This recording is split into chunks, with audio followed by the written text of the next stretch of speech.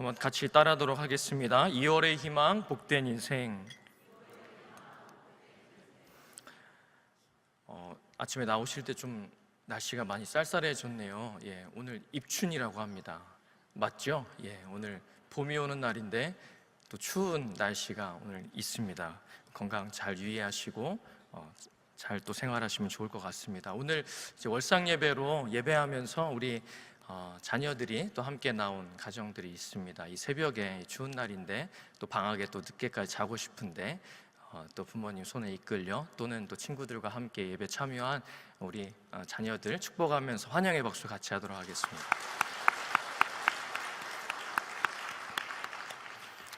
감사합니다.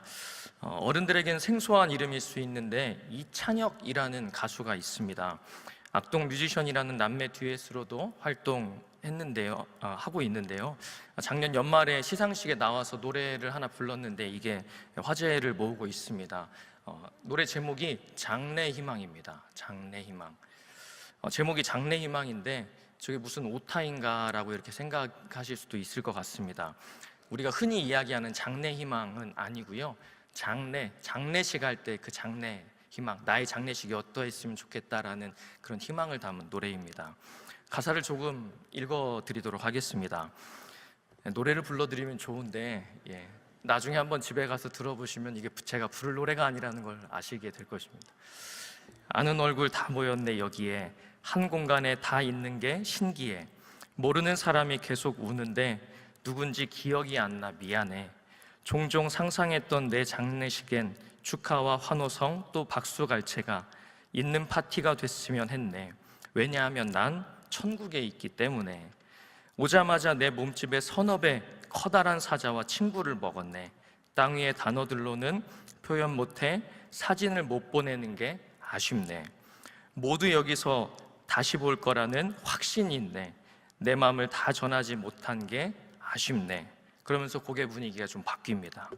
할렐루야, 꿈의 왕국에 입성한 아들을 위해. 할렐루야, 함께 일어나 춤을 추고 뛰며 찬양해. 할렐루야, 꿈의 왕국에 입성한 아들을 위해. 할렐루야, 큰 목소리로 기뻐 손뼉치며 외치세. 라는 가사의 곡입니다. CCM 같죠? 우리 찬양하는 일반 찬양 같은데 가요입니다. 가요. 그리고 한 시상식에서 이 노래가 불러져서 이슈가 되었는데, 장래희망, 이 장례식의 희망대로 이 가수가 끝에 말미에 인사도 하지 않고 그냥 장례식 관에 담겨서 그냥 퇴장해 버립니다. 그래서 배우들이 놀래가지고 지금 뭐 하는 거지 이렇게 생각이 돼서 굉장히 이슈가 됐던 그런 곡입니다. 기독교 신앙을 가지고 있는 한 청년이 장례식의 희망을 담은 노래입니다. 자신의 장례식의 희망이 슬픔으로 가득 채워진 것이 아니라 천국에 대한 소망을 통해서 천국에서 다시 만날 것이라는 확신으로 너무 슬퍼하지만 않기를 바라며 이 곡이 쓰여졌습니다. 장례식이 끝이 아니라 천국에서 다시 한번 만날 그 기쁨의 시간이 되는 잔치와 같은 시간이 된다라는 고백이 담겨져 있습니다. 문화예술, 대중문화 분야에서 일하고 있는 가수로 자신의 믿음을 담아서 노래하는 것이 쉬운 일이 아닐 텐데, 이찬혁 형제는 그렇게 자신의 장례식의 소망과 희망을 담아서 노래로 표현했습니다. 장래 희망. 2월을 시작하고 이달의 첫날을 기억하면서 월삭 기도 예배로 나아가는 우리 가운데 하나님을 또 이달에도 의탁하고 의지하고 기억하고 살아갈 우리 가운데 하나님은 어떤 희망과 소망을 주실지 오늘 말씀을 통해서 다시 한번 확인하시는 복된 시간 되시기를 간절히 소망합니다. 오늘 시편의 첫 구절을 한 목소리로 읽어보겠습니다. 시편 1편 1절의 말씀입니다. 시작. 복 있는 사람은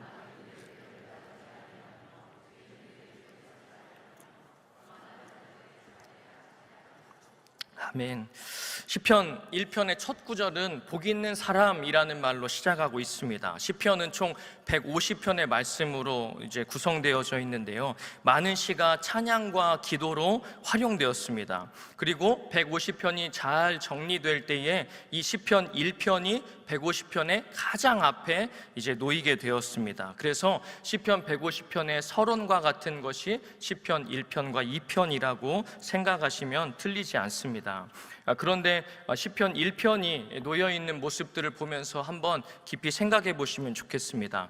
시편의 대다수를 쓴 다윗이 얼마나 파란만장한 인생을 살았습니까? 가족들 중에서는 막내로서 누가 어디에 있는지도 알지 못하는 인생을 살다가 하나님께서 그를 이스라엘의 왕으로 높이시고 또 그렇게 잘 지내나 보았는데 또 여러 어려움들을 겪으면서 저 밑바닥까지 아들이 자신을 죽이고자 하는 그런 반역을 일으키는 어려운 상황들까지 겪었던 것이 바로 다윗의 인생이었습니다. 이 별의별 일들을 다 겪은 그 감정이 담겨져 있는 시들이 시편에는 많이 있습니다. 별별 사람들을 만나 겪었던 그 감정이 그대로 담긴 기도와 찬양이 이 시편에 담겨 있다는 말입니다. 그런데 이 시편, 모든 시편 가운데 가장 앞에 시편 1편을 두고 있습니다. 그 시편 1편의 첫 구절은 무엇입니까? 복된 사람에 관한 말씀입니다.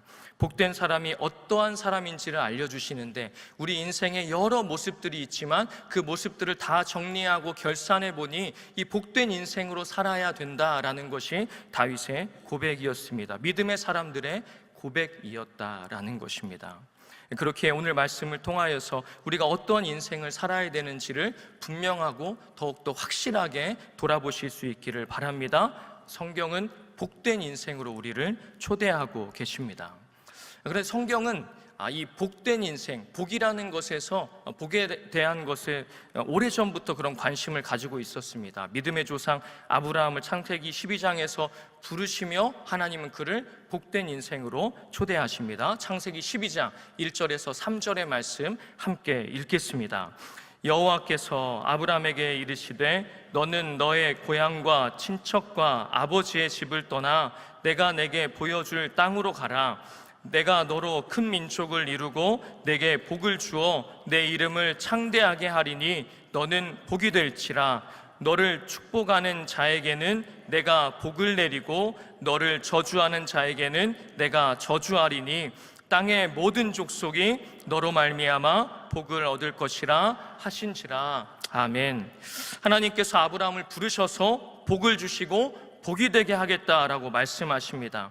아브라함과 마찬가지로 주님을 따르는 우리도 오늘 이 동일한 말씀으로 초대되는 줄 믿습니다. 너는 복이 될지라. 하나님은 우리에게도 복을 주시고 그 복이 되어서 모든 족속에게, 모든 민족에게 복을 전하라 말씀하십니다. 하나님은 그렇게 우리를 부르시고 창조하시고 온 세상과 많은 민족들, 모든 민족에게 그 복이 흘러가게 하십니다.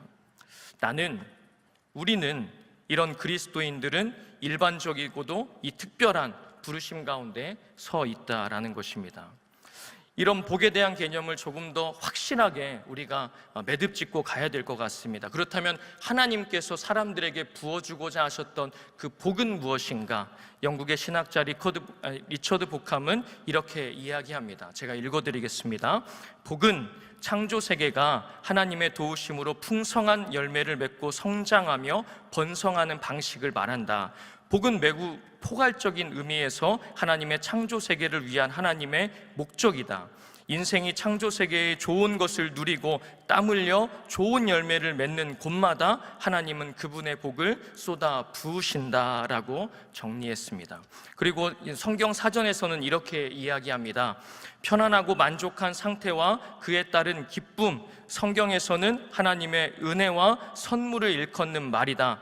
복의 근원은 하나님이시며 가장 큰 복은 바로 하나님 자신이시다라고 이야기합니다.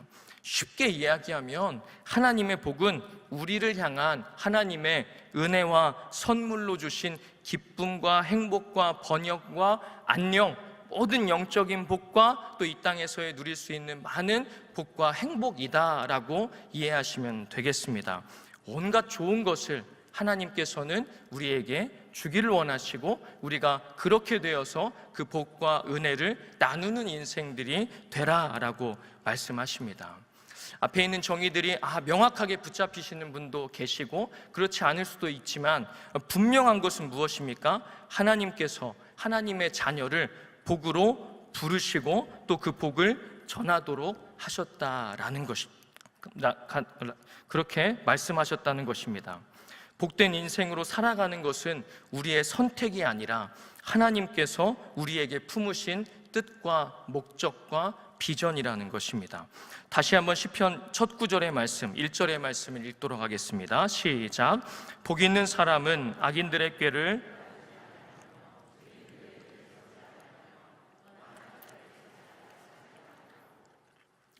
복 있는 사람이라고 시작한 이 히브리어는 아쉬레라는 말입니다. 아쉬레. 한번 따라해 보시겠습니까? 아쉬레.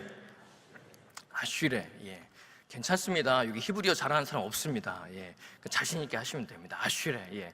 아쉬레. 이 복 있는 사람 또는 행복한 사람이다라고 이렇게 번역되기도 하는데 원어의 의미를 조금 더 살려서 부각하면 이런 느낌입니다. 사람들이 어떤 행복한 상태 가운데 있는 사람을 부러워하면서 하는 말이 아쉬레라는 말입니다. 그러니까 여러분 상상해 보시면 내가 부러워하는 사람 있잖아요. 저 사람 복받은 사람인데 라고 이야기했을 때 히브리 사람들은 아쉬레라고 이렇게 이야기합니다. 복되다 라고 이제 저 사람 복되다 라고 이야기할 때에 감탄사와 같이 말하는 게 바로 이 아쉬레라는 말입니다. 그러니까 우리가 읽는 복 있는 사람은 보다는 좀 더 강한 그런 느낌의 말이 아쉬레라는 말입니다. 복되어라 바로 그 사람, 악인들의 꾀를 따르지 않고 죄인들의 길에 서지 않고 오만한 자들의 자리에 앉지 않는 그 사람이 복되다라고 선포하듯이 선언하듯이 이야기하는 것이 오늘 시편의 첫 구절의 말씀입니다. 아쉬레, 복되어라 그 사람은 이라고 시작하는 이 첫 번째 말씀, 이 1절의 말씀은 어떤 사람이 복되다고 이야기합니까? 세 가지를 하지 않는 사람이 복되다라고 이야기하고 2절의 말씀에 보면은 한 가지를 하는 사람이 복되다라고 이야기합니다. 세 가지를 하지 않고 한 가지를 하는 사람이 복되다라는 구성을 가지고 있습니다. 그런데 이 부분이 저는 조금 이상하게 느껴졌습니다. 그냥 간단하게 이러이러한 사람이 복되다라고 이야기하면 얼마나 깔끔합니까? 예. 그런데 오늘은 어떻게 해야 합니까? 이렇게 하지 않으면 복된 사람이다라고 먼저 이야기하고 2절에 이렇게 하면 복되다라고 그렇게 말씀하고 계십니다. 왜 그럴까라는 그런 생각을 해보며 묵상해 본 결과 우리 안에 이 잘못된 시선과 가치들이 얼마나 많은가라는 생각을 해보게 됐습니다. 우리 삶을 살아갈 때에 때때로 이런 생각들이 들지 않습니까?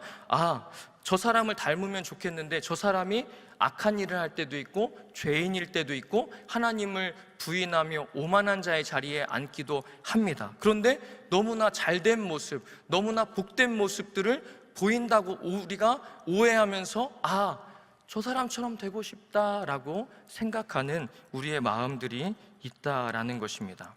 내가 조금 타협하고 조금 눈 감고 조금 다르게 생각하면 나도 저런 복된 모습으로 살아갈 수 있나? 저렇게 잘된 모습으로 살아갈 수 있나? 라는 생각이 들지 않습니까? 그래서 어쩌면 성경도 그렇지 않다라는 것을 먼저 선포하고 있는 것 같습니다. 저항하듯이 이야기합니다. 그런 모습은 복된 모습이 아니다라는 것입니다. 세상을 보며 오늘도 많은 사람들이 하나님을 거부하고 악인들로, 죄인들로, 오만한 자들의 자리에 앉아서 하나님의 공의와 정의를 비웃는 것 같이 보입니다. 그러나 그들이 많아 보이고 강해 보인다 하여도 하나님의 말씀은 분명하게 이야기해 주십니다. 그건 복된 인생이 아니다라는 것입니다. 오늘도 우리가 이 말씀하시는 하나님을 만날 수 있기를 바랍니다. 하나님께서 복이 아니다라는 것들을 분명히 알고 복된 걸음들을 걸어나가는 우리의 삶이 되기를 간절히 바랍니다. 복되어라, 악인들과 죄인들과 오만한 자들과 함께하지 않은 그 사람, 그가 참으로 복된 인생이라는 것을 성경은 가르쳐 주십니다. 우리가 온전히 이 하나님께서 원하시는 복된 인생으로 살아가며 부정적이고 잘못된 복에 대한 가치관과 기준들을 온전하게 세워나가는 믿음의 삶이 되기를 간절히 바랍니다. 아멘. 2절의 말씀 함께 읽겠습니다. 시작. 오직 여호와의 율법을 즐거워하여 그의 율법을 주야로 묵상하는 도다. 아멘. 아슐의 복되다, 복 있는 사람은, 행복한 사람은 어떠한 사람인지를 말씀해 주시는데 오늘 2절에서는 더 명확하고 분명하게 말씀하십니다. 어떠한 사람입니까? 하나님의 말씀을 묵상하는 자가 복된 사람이다 라고 말씀해 주십니다.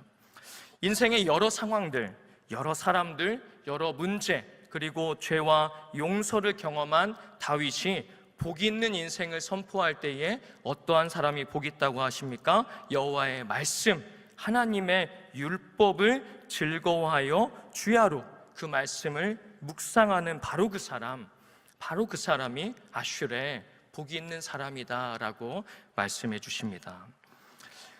복 있는 사람이 되기 위해 반드시 하나님은 말씀을 묵상해야 된다라고 하십니다. 묵상은 우리가 복된 인생으로 살아가는데 반드시 필요한 일입니다. 그런데 이 묵상하다라는 단어가 주는 분위기가 이렇지 않습니까? 조용하게 앉아서 하나님의 말씀을 생각하는 것이 묵상이다라고 그런 분위기다라고 여겨질 때가 있습니다. 그런데 묵상하다라는 이 히브리 단어 하가, 이것도 따라해 볼까요? 하가. 예, 하가. 아까보다 잘하시네요. 자신감이 좀 붙으신 것 같습니다. 하가. 예. 이 하가라는 의미는 여러 의미를 담고 있습니다. 신음하다, 계획하다, 그리고 어떤 주제를 깊이 숙고하다, 그리고 으르렁대다라는 뜻도 있고 소리내다라는 뜻도 있고요. 읊조리다, 반복하다라는 의미를 지니고 있다라고 합니다. 그래서 하가는 조용하게 경건하게 앉아서 하나님 말씀을 읽는 것이 아닙니다. 그래서 오늘 성경을 펴신 분들은 성경 아래에 난회주에 이렇게 쓰여져 있습니다. 이 하가라는 말, 묵상한다는 말에 이런 의미가 같이 쓰여져 있습니다. 작은 소리로 읊조리다, 히브리어 하가라는 말로 이렇게 난회주가 달려 있습니다.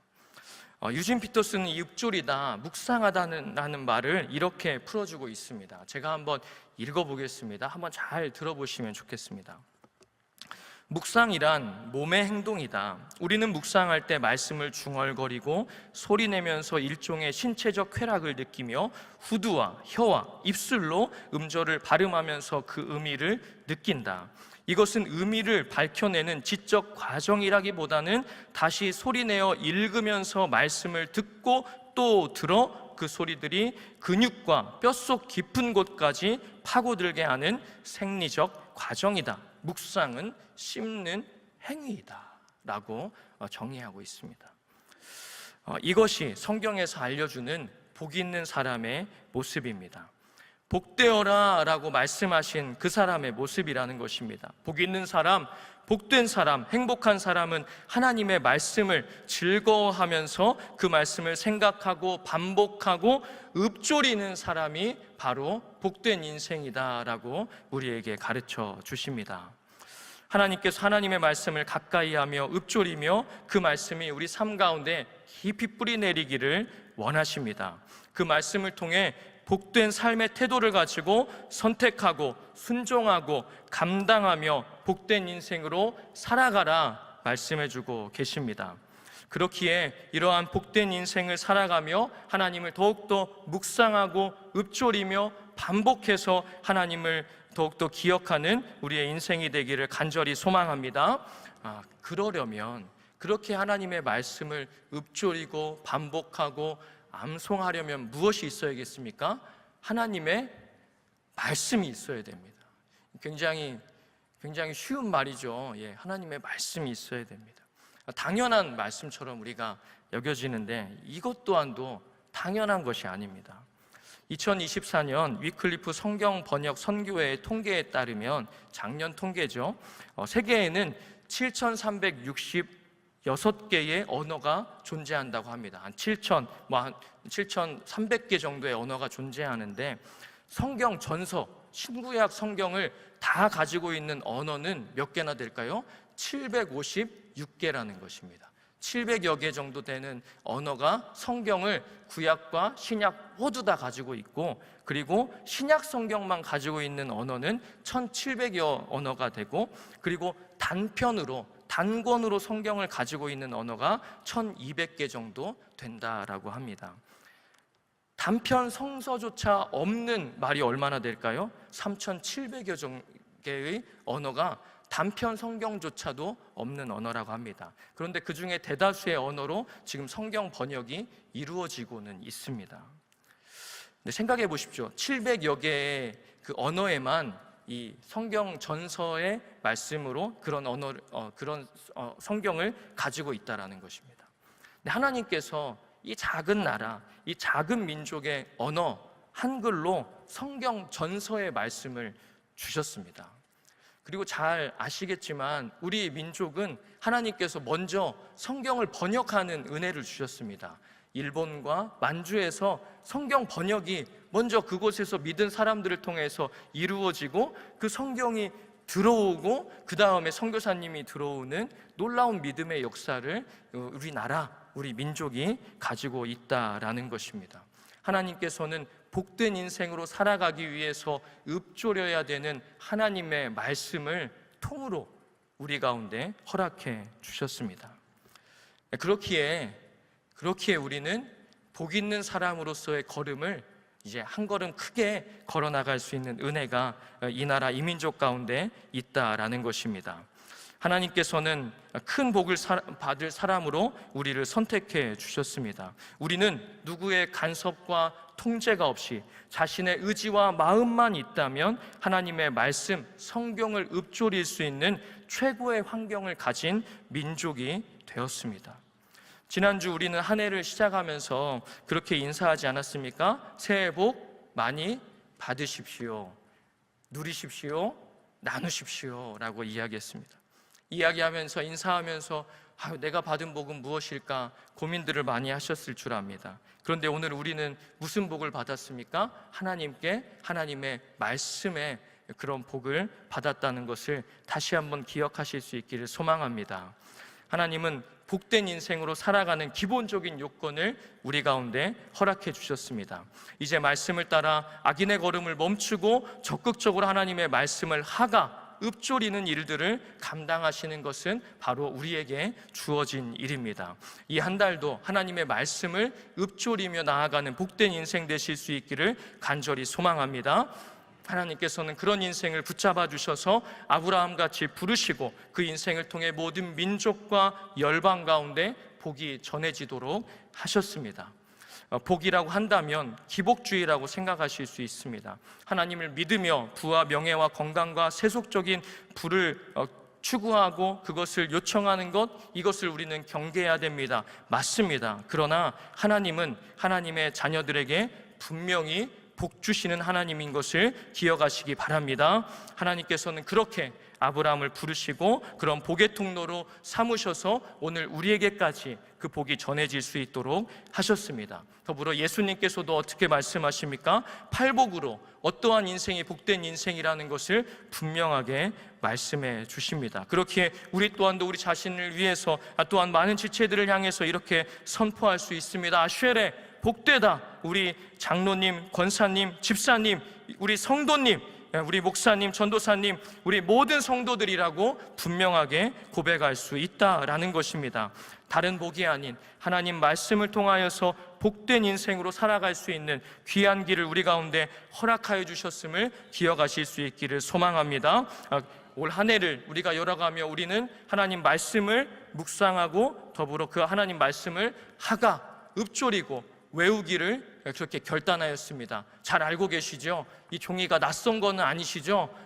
오늘 2월의 말씀 이렇게 또 어제 주일에 나눠드렸는데 2월의 말씀, 첫 말씀이 무엇입니까? 디모데후서 3장 16절, 우리가 잘 알고 있는 말씀 함께 한번 화면에 안 나올 텐데요. 한번 제가 읽고 기억나시면 따라하도록 하겠습니다. 시작. 모든 성경은 하나님의 감동으로 된 것으로 교훈과 책망과 바르게 함과 의로 교육하기에 유익하니. 디모데후서 3장 16절 말씀. 아멘. 하나님의 사람으로 온전하게 하는, 우리를 아슈레 복된 사람으로 인정받도록 하시는 하나님의 말씀을 하가하며 그렇게 살아가는 복된 2월 될 수 있기를 주님의 이름으로 축원합니다. 더불어 그렇게 하나님의 말씀을 묵상하고 읊조리며 귀한 사역들 감당하시는 위원회 될 수 있기를 축복합니다.